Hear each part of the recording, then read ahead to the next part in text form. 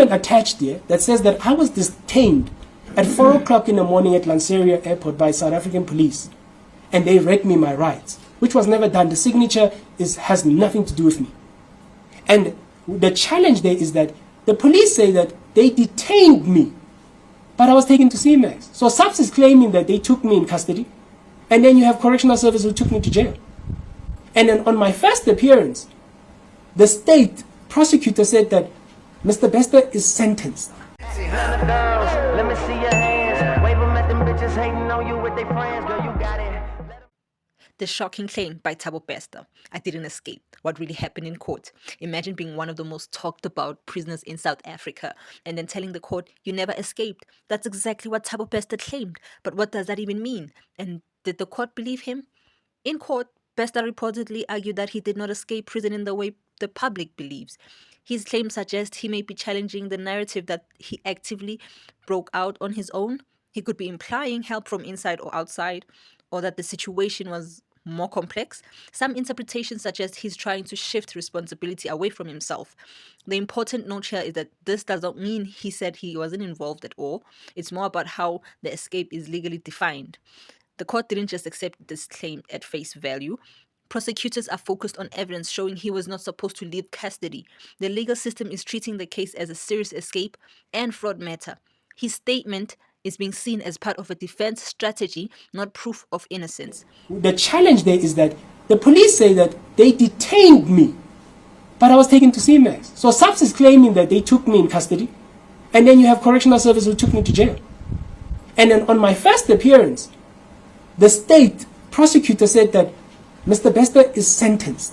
There's no bail that needs to be filed for or argued. Now, automatically, meaning that my rights to presumption of innocence is taken away from me, purely on the basis of a decision made administrationally. Now, the challenge is that decision correct? Does it comply with the Constitution? Is it consistent with the law? And does it actually provide me with a fair opportunity before the court? Does it provide me with an opportunity to bring a defense? Because if you make a decision, there, Your Honor, the administration of correctional services, the separation of power, has been overlapped by the correctional services. They made a decision that has to be in a criminal court. Mr. Bester, I think you've made that point. So I don't know if you've got any other points to make. No, I'll give them a chance. Because I understood that to be the crux of your argument. Yeah, no, we can give them a chance. Because you were no longer in prison, and you are now in prison again. Your argument is the court cannot be sure what happened in that meantime. Yes. That you indeed escaped because it's a presumption of innocence. That's the crux of your argument. Yes. And just dealing with the reason why I'm in prison now and why I am serving is based on a warrant. Yes. And that warrant is the reason why they opened the case. And that case is not fully ventilated.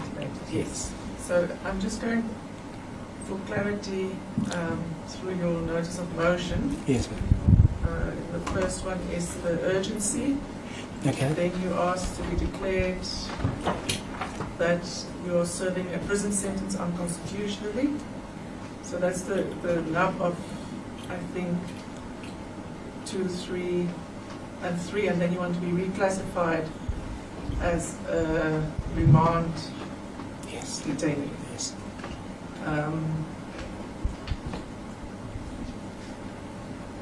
Just want to make sure. And then you've got the costs.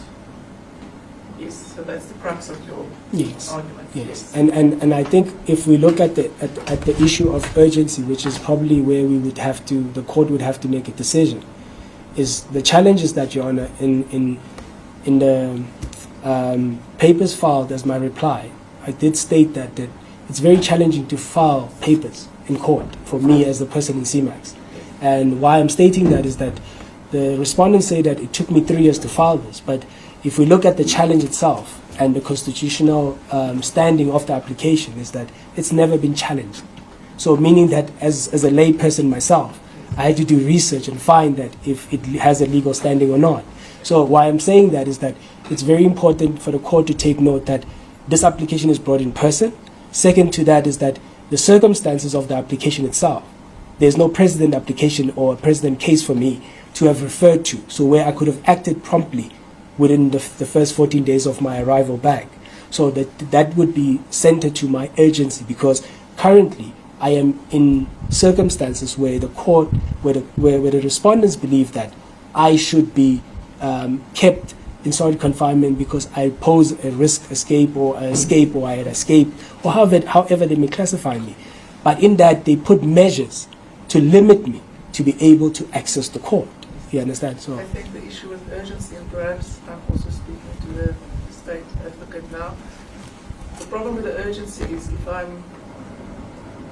I'm with him, then the matter is urgent, because no person must be incarcerated unlawfully by the state. If I'm not with him, the matter might not be urgent, but for me to be able to determine the matter, it must be enrolled on the urgent roll. So that's the only problem that I think you can address me on with as far as urgency is concerned. Mr. Best is finished. yeah, you can proceed. As the call, please, Marie. You understand my predicament? I understood the predicament very well, Marie. In fact, Mr. Bester just went on to deal with merits and then later on deal with urgency. But the first issue is the issue of urgency. And my lady put it correctly. Has Mr. Bester been lawfully incarcerated? My lady, you will see that there is a warrant of committal. Yes, but just I'm going to interrupt you. You understand? I only get to that question once I deem the matter urgent and hear it. Yes. Yes. Yes. So I'm saying. What did you want to tell Parliament's ad hoc committee? I have certain evidence about certain executives right now, and they don't want me because they are scared that it will cause drama. So we did state what reasons we wanted to be there. Can you tell us what you were doing in Tanzania? I was on holiday. You're on A holiday. lot of South Africans are asking, if he didn't escape, then who helped him get out? This could be about legal tactics. This could be him trying to prove he didn't physically escape alone, or that officials were involved. It could change how the crime is classified or who is responsible. So, what do you think? Is Thabo Bester telling the truth, or is this just a smart courtroom strategy? Drop your thoughts in the comments, and don't forget to subscribe for more trending news.